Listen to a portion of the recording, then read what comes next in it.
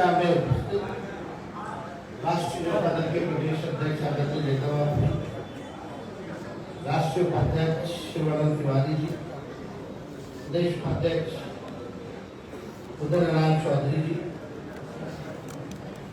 National general secretary पूर्व मंत्री आदरणीय श्याम रजक जी, पूर्व मंत्री श्री विशन पटेल जी, पूर्व मंत्री श्री शिव सुंदर राम जी, पूर्व मंत्री कांति सिंह जी, जनाब डॉक्टर शबीर अहमद साहब जी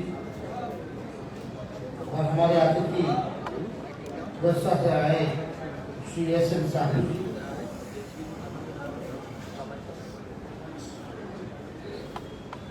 श्री विजय साहू जी, हमारे अतिथि श्री माननीय विधायक रामवृक्ष सदा जी, माननीय विधायक फतेह बहादुर कुशवाहा जी, प्रदेश उपाध्यक्ष जनाब तनवीर हसन साहब जी, प्रदेश उपाध्यक्ष श्री अशोक सिंह जी और यहाँ उपस्थित सभी विधायकगण, विधान परिषद, पूर्व विधायक, सभी पार्टी के पदाधिकारी, अधिकारी, नेतागण, दूर दराज से आए हुए सभी हमारे अभिभावक, माताएं, सभी नौजवान युवा साथी और मीडिया के साथी, आज के कार्यक्रम में आप सब लोगों का स्वागत करते हैं, आप सब लोगों का अभिनंदन करते हैं और संविधान दिवस के अवसर पर आप सभी लोगों को बधाई देते हैं। और बड़ी खुशी की बात है और आज के दौर में ऐसा कभी देखने को मिलता है जहां जो हमारे पुरखे रहे हैं, महापुरुष रहे हैं, इस तरह का कार्यक्रम पार्टी कार्यालय में करके जो समाजवादी नेता रहे, देश की आजादी में जिनका बड़ा योगदान रहा, उन पर बड़ी चर्चा हम लोगों ने की।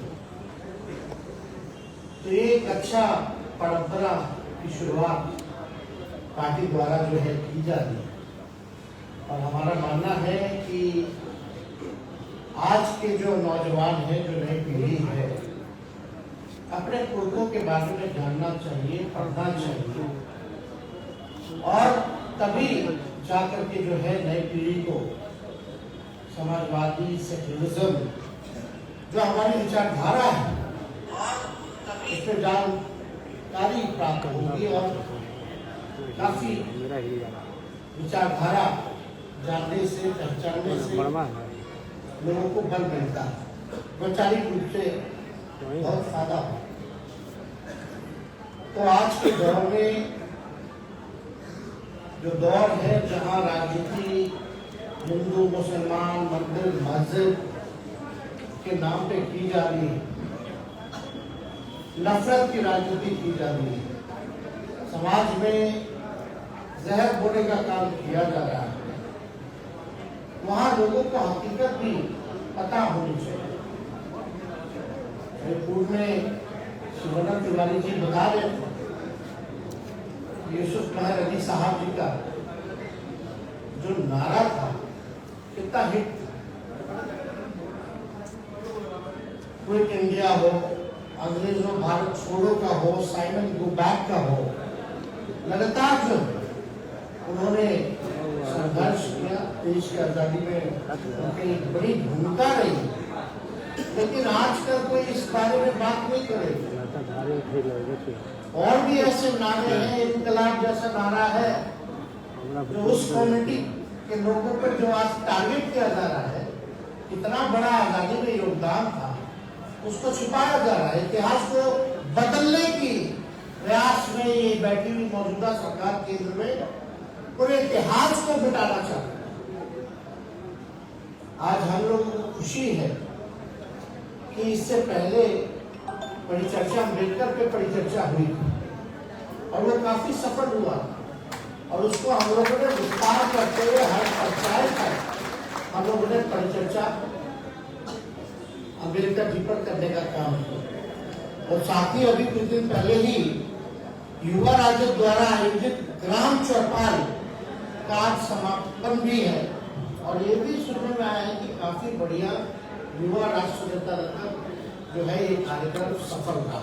तो इसके लिए भी पार्टी के सभी कार्यकर्ताओं को, नेताओं को, पदाधिकारियों को हम धन्यवाद देते हैं कि ये इस तरह का काम आप लोगों ने किया है, जहां जा करके लोगों के बीच जो है अपने विचारधारा को मजबूत करने का काम कर रहे हैं।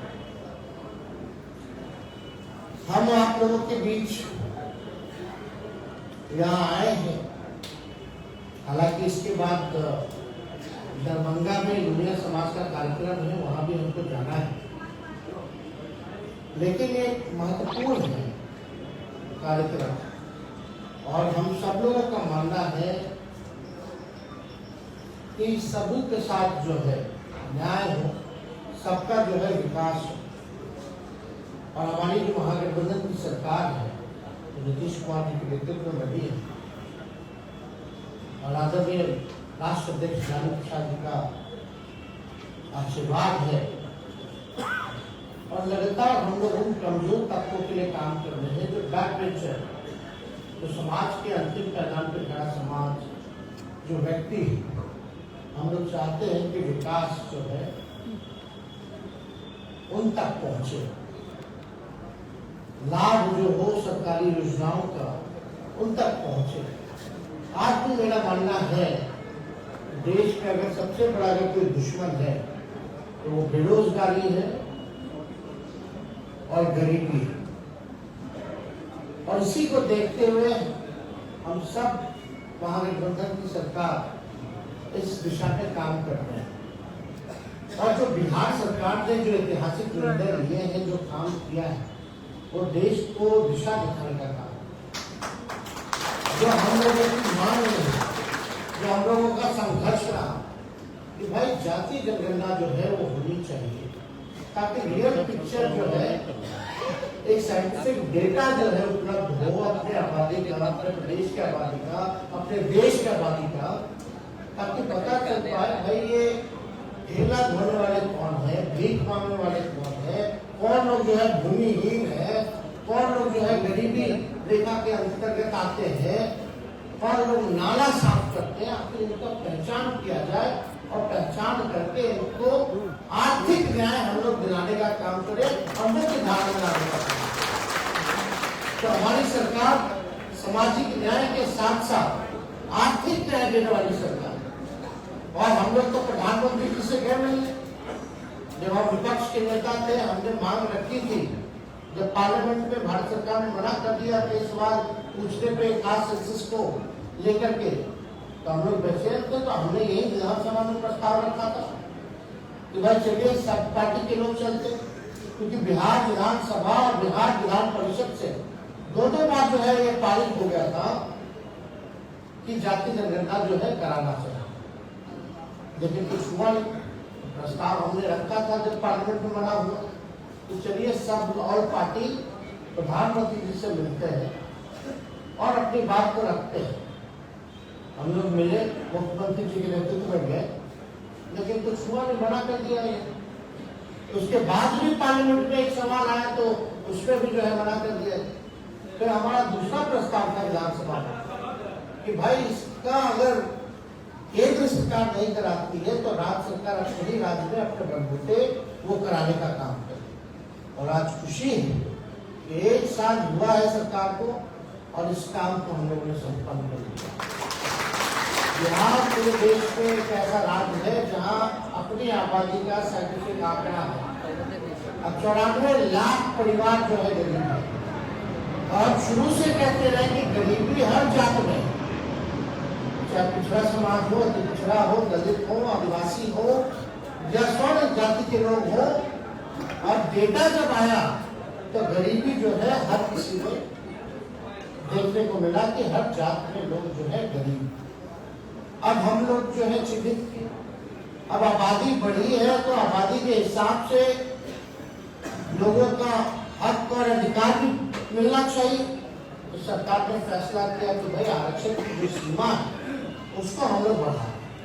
तो आरक्षण की सीमा को हम लोगों ने बढ़ाया, क्योंकि संविधान में SC और ST को 100% है तो ओबीसी और ईबीसी का, दलित का भी बढ़ाया गया, आदिवासियों का भी बढ़ाया गया, पिछड़ों का भी बढ़ाया गया, अति पिछड़ों का भी बढ़ाया गया। 50 से लेकर 65 कर दिया गया। और इससे शैक्षणिक संस्थानों में और रोजगार के अवसर जो है उनको जो है ज्यादा से ज्यादा मौका मिलेगा। और 10% तो पहले से ही ईडब्ल्यूएस का समान वर्ग का पहले से तय था। यानी बिहार जो है पहला राज्य बना है जहाँ 75% जो है आरक्षण रिजर्व। और हम लोगों की चाहत है कि भाई गरीबों के साथ न्याय होना चाहिए, आरक्षण का लाभ उन तक पहुंचाना चाहिए।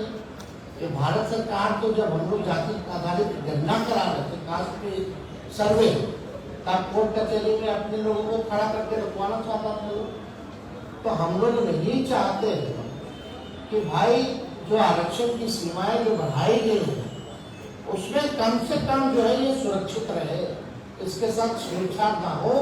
इसलिए 2 दिन पहले हम लोगों ने कैबिनेट करके भारत सरकार को रिकमेंड किया है कि ये जो आरक्षण की सीमा जो बिहार सरकार ने बढ़ाया है इसको अनुसूची 9 में रखा जाए, शेड्यूल 9 में रखा जाए, ताकि लोगों का अधिकार मिले।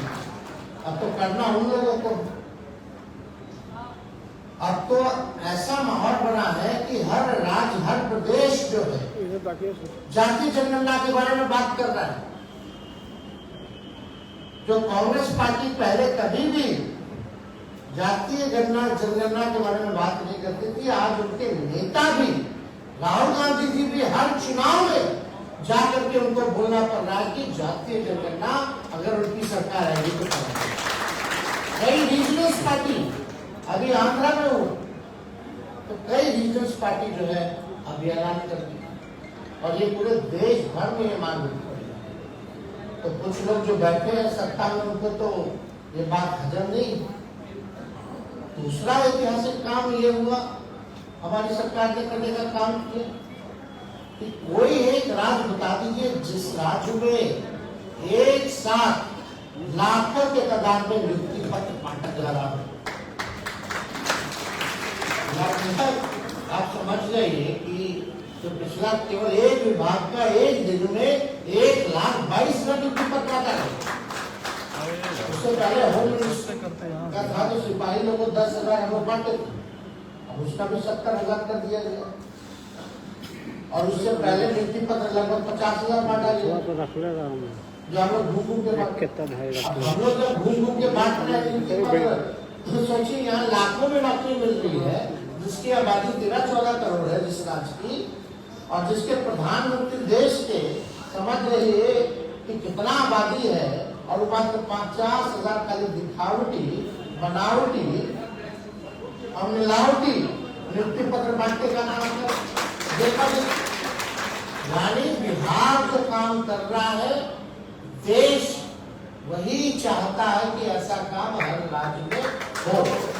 अभी मजबूरी होगी उन लोगों को। अब जातीय जनगणना अमित शाह आते तो कहते कि बिहार आते तो बोलते हैं कि भाई फलना जात का इन लोगों ने बढ़ा लिया, यादव और मुसलमान का बढ़ा लिया। क्या बात कर रहे हैं आप? किस देश के बारे में बोल रहे हैं? बिहार तो ऐसा राज्य है जिसके पास खुद का साइंटिफिक आंकड़ा है। अगर आपको कंपैरिजन भी करना पड़े तो अगर आपको लगता है कि हम लोगों ने गलत कराया है तो भारत सरकार ऐलान कर दे, आप लोग करवा लीजिए। दूध का दूध पानी का पानी हो जाए। अगर बढ़ाना होता तो मुख्यमंत्री अपने समाज के नहीं बढ़वा रहे होते। तो ये सब बेकार की बातें ये लोग पता नहीं हम कैसे में सर। इसलिए हम सब लोग जो है इस काम में लगे। और सोचिए कि अभी लगभग जो है 2 लाख के आसपास लोगों को जो है 1 साल के भीतर जो है सरकारी नौकरी दी जा रही है। और इसके बाद में भी जो स्वास्थ्य विभाग जो हमारे अंतर्गत है उसमें लगभग पब्लिक हेल्थ केयर लाने उसमें 1,60,000 नौकरियां निकलने वाली। तो हम कह देते हैं 2-2.5 साल के अंतर हमारी सरकार 5 लाख लोगों को नौकरी दे ही देगी। और 24 खत्म होते होते हम लोग कह रहे हैं 25 आते आते हम सब लोग जो है 10 लाख नौकरी का जो वादा किया था उसको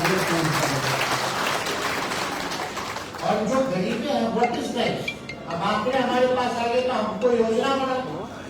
अब हमने देखा है भाई, हमारी सरकार ने देखा कि जो भूमिहीन है उसको हम लोगों को भूमि उपलब्ध करा, जो लोग झोपड़ी में रहते हैं, कच्चे मकान में रहते हैं, उनको पक्का मकान देना, और जो गरीब परिवार जो है लगभग 6,000 आय से भी कम जिसकी आय है, उसको हम लोगों को मदद करना है, रोजगार की व्यवस्था करानी है।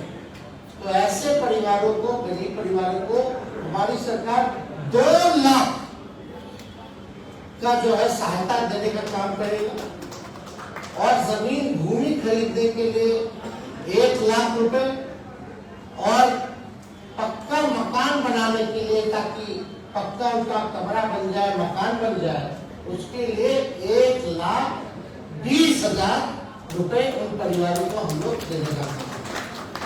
तो ये सारा काम जो है बिहार सरकार अपने बलबूते कर। कल मुंगेर का हम लोगों ने मेडिकल कॉलेज सा अस्पताल की शुरुआत की है, शिलान्यास करके आए हैं। अब भाजपा के लोग कहते हैं कि नरेंद्र मोदी जी कर दिया है। आप समझे इतना झूठा लोग है। राज्य सरकार अपने योजना के अपने मद का पैसा लगा रही है, और हर चीज में ये लोग कहते हैं कि भारत सरकार दे रही है, हम कर रहे हैं। कहीं एक चवन्नी नहीं, बल्कि ये लोग जब से आए हैं तब से स्कीमों का नाम बदल दिया गया। पहले सरकारी राज्य योजना केंद्रांश का जो था वो 90-10 का रेशियो था।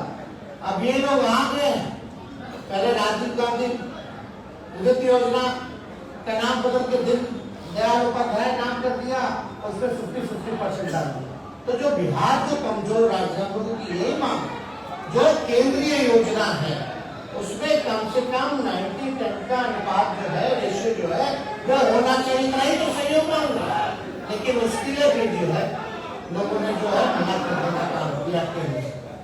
तो इसलिए आप सब लोग जो है आज परिचर्चा में यहाँ जुटे हैं, क्योंकि आगे में हम लोगों का कार्यक्रम है, और भी वक्ता है जो हमारे गेस्ट आए हैं, सब लोगों को जो है बोलना है।